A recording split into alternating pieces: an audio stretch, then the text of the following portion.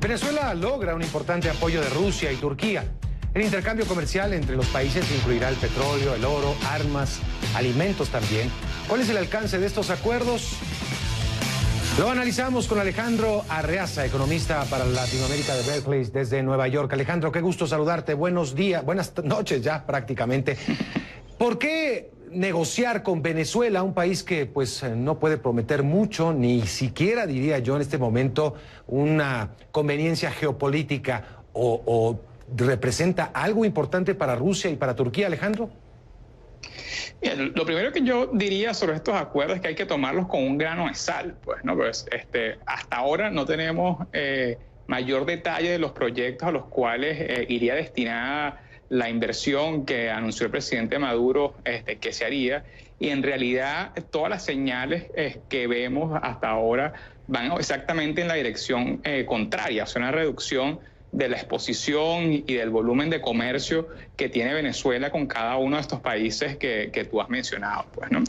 Incluso durante la misma rueda de prensa que da el presidente Maduro junto con el presidente Putin, uno de los puntos que resalta el presidente Putin es justamente la caída en el volumen de comercio bilateral entre los dos países, pues, ¿no? Y en el caso, por ejemplo, de la empresa petrolera rusa Rosneft, que había sido un proveedor importante de liquidez, sobre todo el año pasado, para PDVSA y para Venezuela, lo que hemos visto a través de los reportes financieros que han tenido ellos recientemente y anuncios que han hecho cuando se han comunicado con inversionistas, es que han venido igualmente reduciendo el nivel de deuda que tenía Venezuela con ellos desde alrededor de $6.000 millones hace un año a alrededor de $3.000 millones, con lo cual la verdad que yo pongo considerablemente en duda que efectivamente se registre algún tipo de desembolso significativo de recursos, de liquidez, tanto de Rusia como de Turquía, incluso de China, que es la que tiene mayor músculo financiero para eventualmente dar algún tipo de apoyo a Venezuela.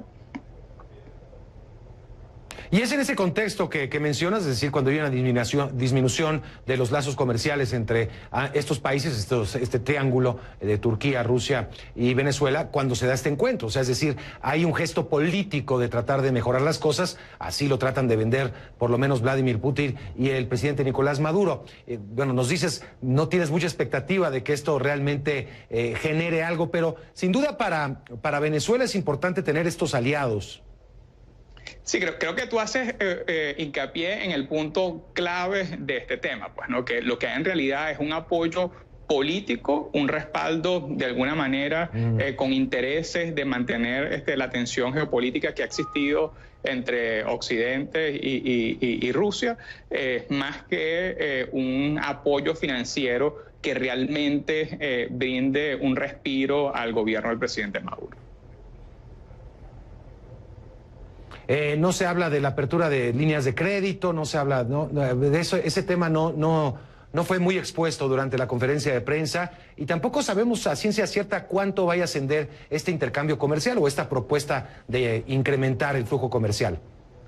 Sí, la cifra que comentó el presidente Maduro era de alrededor de $6.000 millones. Pues, ¿no? Ahora, un anuncio parecido también se hizo hace unos meses atrás cuando el presidente Maduro estuvo en China, también hablando de $5.000 millones.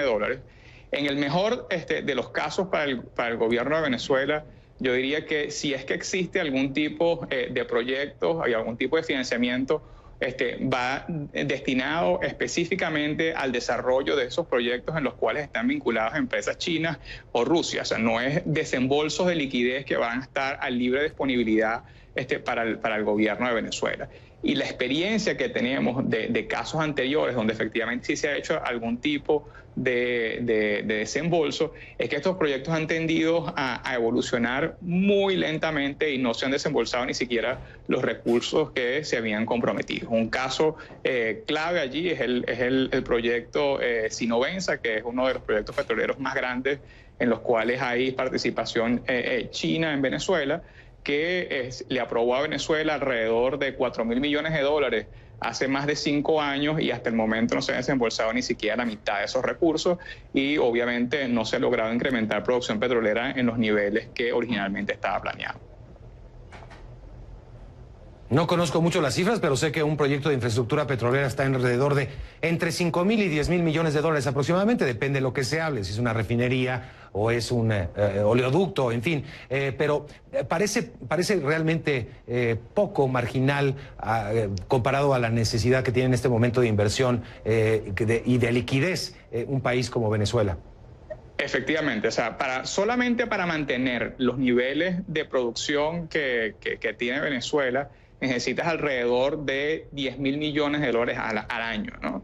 Y en estos momentos no estamos viendo ni siquiera la mitad de eso. Pues por eso es que hemos visto una caída de la producción petrolera en Venezuela a lo largo de este año cercana al 30% y muy probablemente se mantenga el año entrante. Pues allí tal vez el indicador más evidente de los niveles de inversión es el nivel de taladros operativos que existe en Venezuela, que en estos momentos están en los niveles más bajos desde el paro petrolero que se produjo en Venezuela en el 2002-2003. Y ciertamente a esos niveles de operación es muy poco probable que Venezuela pueda estabilizar y mucho menos recuperar la producción que ha perdido.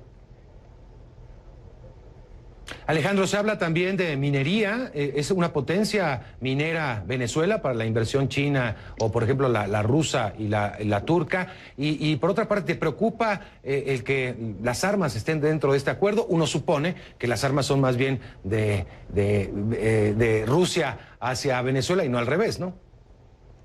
Sí, bueno, en el caso de la minería es un sector que ha venido tratando de desarrollar el gobierno de Venezuela en los últimos años, con un componente que se ha venido haciendo de una manera bastante informal, con lo cual existe un daño ecológico importante, pues, ¿no? Entonces, la verdad que hasta ahora allí no existen proyectos a gran escala, sino proyectos bastante informales que dan pequeños niveles o flujos de liquidez a actores claves dentro del gobierno, pues, y de allí se derivan las sanciones que anunció recientemente el gobierno norteamericano, tratando de restringir justamente este tipo de operaciones.